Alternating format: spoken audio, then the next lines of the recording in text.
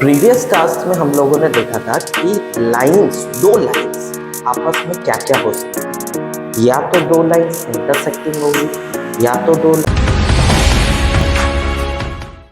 Previous task में हम लोगों ने देखा था कि दो लाइंस आपस में क्या क्या हो सकती है। या तो दो लाइंस इंटरसेक्टिंग होगी या तो दो लाइंस पैरेलल होंगी या तो दो लाइंस एक के ऊपर एक दैट इज कोइंसिडेंट होगी। अगर उस लाइन पर कोई कॉमन पॉइंट मिलता है, दोनों लाइन का एक कॉमन पॉइंट मिलता है, तो उसमें हमको सॉल्यूशन मिलेगा। इंटरसेक्टिंग में एक ही कॉमन पॉइंट है तो यूनिक सॉल्यूशन। पैरेलल में कोई कॉमन पॉइंट नहीं जो दोनों लाइन को सेटिस्फाई करे, डिस्कस किया हमने, तो नो सॉल्यूशन। और कोइंसिडेंट मतलब एक के ऊपर एक, ऐसा इनफाइनाइट पॉइंट्स मिलेंगे जो दोनों लाइन को सेटिस्फाई करे, मतलब कॉमन हो, दोनों लाइन पे ऊपर लाई करे। अच्छा, जिसमें सॉल्यूशन मिल रहा है उसको हमने पढ़ा था क्या, कंसिस्टेंट। और जिसमें नहीं मिल रहा है, से पैरेलल लाइन में नहीं मिलता है, तो उसको हम बोलते हैं इनकंसिस्टेंट। ये हमने पढ़ चुका है, थोड़ा सा रिवीजन, एक क्विक रिवीजन कर लिया। एग्जांपल्स पहला वैरायटी है, ऐसे टाइप का पहला वैरायटी का क्वेश्चन है जो पूछता है कि which of the following pair of linear equations are inconsistent and consistent. ये पेयर दिया हुआ है, ये पेयर है, ये देखो। अब इसको इनकंसिस्टेंट या कंसिस्टेंट बताने के लिए रेशो कंपेयर करना पड़ता है, a1/a2, b1/b2, c1/c2। अच्छा, यहां पे देखो, पहला जो c1 है वो इक्वल टू के राइट साइड में सबसे पहला काम, आप सब चीज को एक तरफ लेके आ जाओगे। हर एक में आप सब चीज को एक तरफ ले आते हैं। 5x minus y minus 7 equal to 0। इसमें तो लाने की जरूरत नहीं है, पहले से है। x minus y plus 1 equal to 0। a1, a2, b1, b2 और c1, c2, इन दोनों इक्वेशन से हमको बताना कोई बड़ी बात नहीं, आप लोग तो स्मार्ट हो ही, इजीली बता दोगे। a1 की वैल्यू, अच्छा ध्यान रखना साइन इंक्लूड करना है, ठीक है। तो a1 की वैल्यू है 5, a2 की वैल्यू है 1, सिर्फ रेशो लिख लो। b1 की वैल्यू है -1, इक्वल टू होगा नहीं होगा वो अपन बाद में देखेंगे। b1 b2 की वैल्यू है -1, c1 की वैल्यू -7 और c2 की वैल्यू +1। माइनस माइनस कट गया, क्या रेशो बराबर आ रहा है 5/1, 1/1, -7/1। नहीं आ रहा बराबर, नहीं आ रहा मतलब नॉट इक्वल टू का साइन लगा दो, और नॉट इक्वल टू मतलब यूनिक सॉल्यूशन, और सॉल्यूशन निकल रहा है मतलब कंसिस्टेंट। तो पहला लाइन हमारा हो गया यूनिक।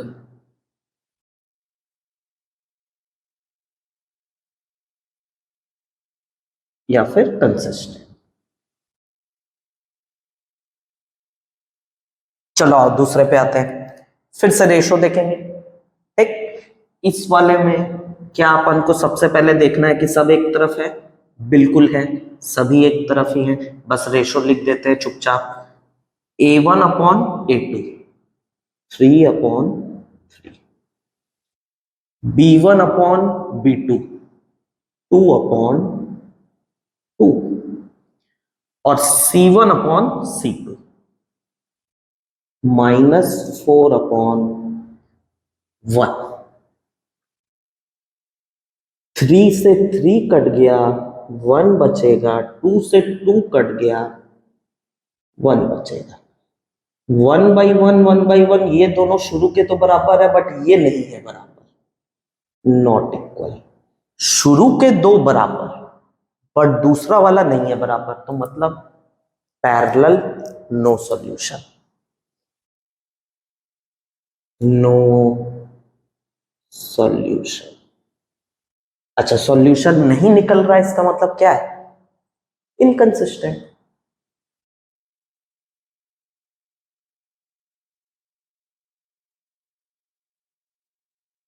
ये हो गया दूसरा। थर्ड वाले में आ जाते हैं। रेशो, इसमें क्या एक तरफ है? नहीं है, दोनों को पहले एक तरफ ले आते हैं। 3 को इस तरफ ले आऊंगा तो ये इक्वेशन बन गया x plus 2y minus 3 is equals to 0, और यहां से आ गया 2x plus 3y minus 7 equal to 0। चलो आओ रेशो कंपेयर कर लेते हैं।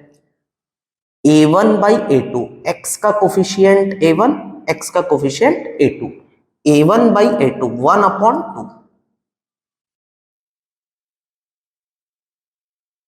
2/3 और minus 3/-7।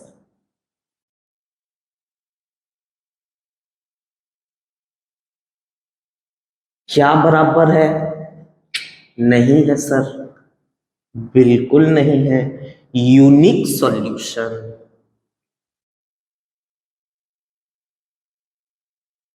So unique solution and consistent. अब लास्ट वाला देखते हैं। 3x प्लस 4y प्लस 5 सब एक तरफ है, बिल्कुल है, कोई दिक्कत नहीं है। कर लेते इसका भी रेशो। 3/6,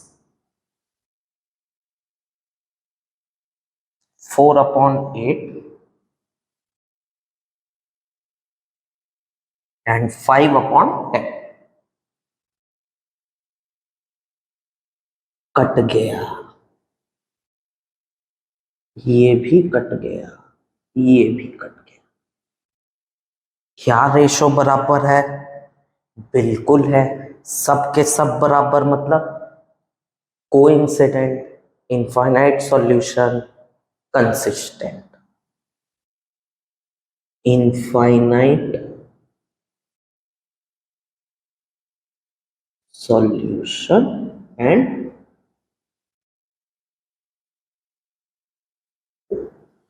देखो, ऐसे क्वेश्चन में ना या तो आपको इनकंसिस्टेंट कंसिस्टेंट लिख देगा, या तो बोल देगा कि सॉल्यूशन कैसा है बताओ, यूनिक है, इनफाइनाइट है, नो सॉल्यूशन, जो भी। तो वो दोनों वैरायटी मैंने बता दिया एक ही में, कि अगर ऐसा वाला दे तो घबराना नहीं है, वो वही रेशो कंपेयर करके, रेशो को ही करके हमको पूछ रहा है कि सॉल्यूशन कितने हैं बताओ। ठीक,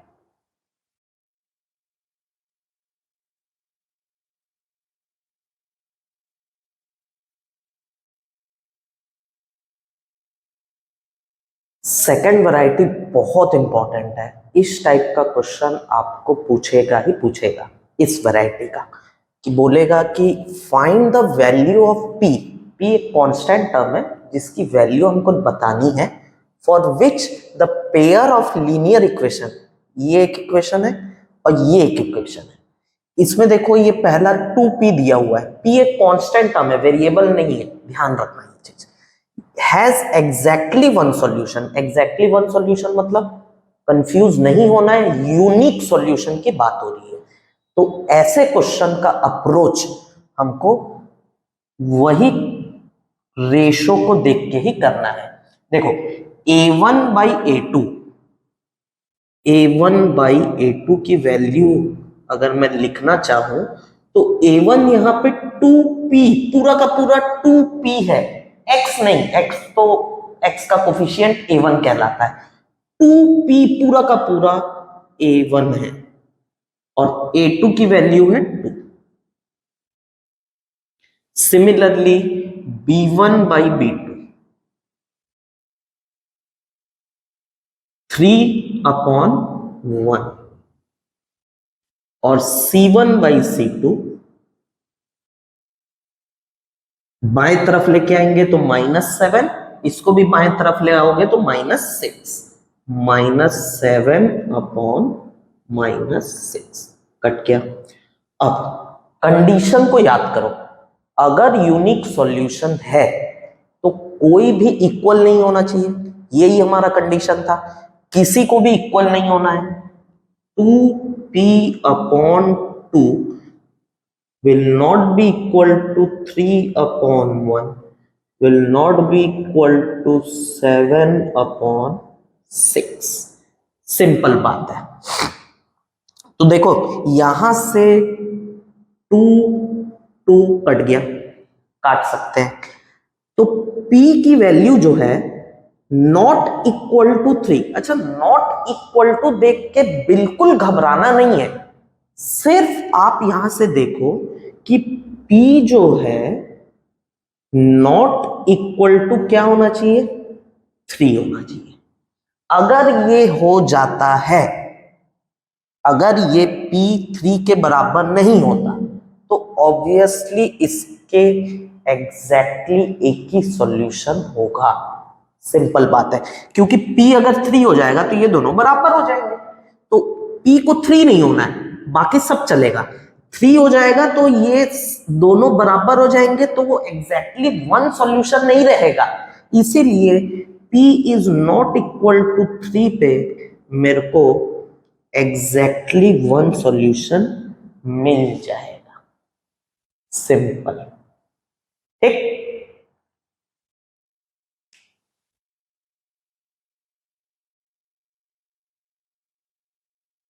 नेक्स्ट वैरायटी देखो, वैसा ही टाइप का है, वही प्रोसेस करना है, बट अब की बार इनफाइनाइट सॉल्यूशन दे दिया है।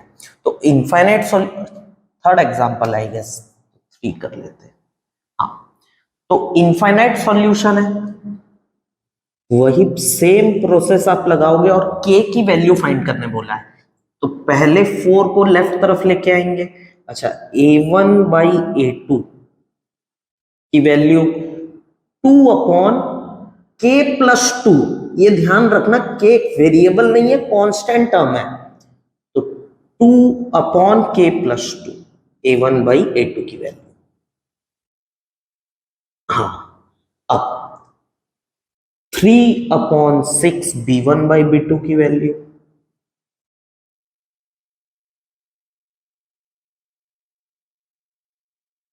ठीक है, और c1/c2, इसको पहले लेफ्ट तरफ लेके आऊंगा। c1/c2, 4 अगर लेफ्ट तरफ आता है तो -4, और ये पूरा का पूरा लेफ्ट तरफ आएगा तो माइनस टाइम्स 3k+2। माइनस से माइनस कट गया, यहां पे क्या कट रहा है 1, ये आ गया 2। अब इनफाइनाइट सॉल्यूशन बोला, इसका मतलब क्या है कि सब के सब बराबर होने चाहिए। तो यानी 2/k+2 must be equal to 1/2 must be equal to 4/3k+2। कोई भी दो को चुन लो, चाहे तुम ये दो को चुनो, चाहे तुम ये दो को चुनो। चुन लिए, मैंने ये दो को सेलेक्ट किया, ये दो को सेलेक्ट करने, तीनों को नहीं लेना, ये दो को सेलेक्ट किया है। तो 2k+2 is equals to 1/2 cross multiply करोगे तो 2 × 2 4 is equals to k+2 × 1 will be k+2।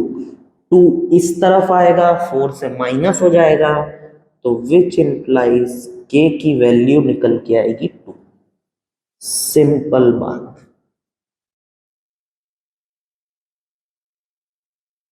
एकदम इजीली निकल के आ जाएगा। ठीक है, k की वैल्यू निकल के आ जाती है 2।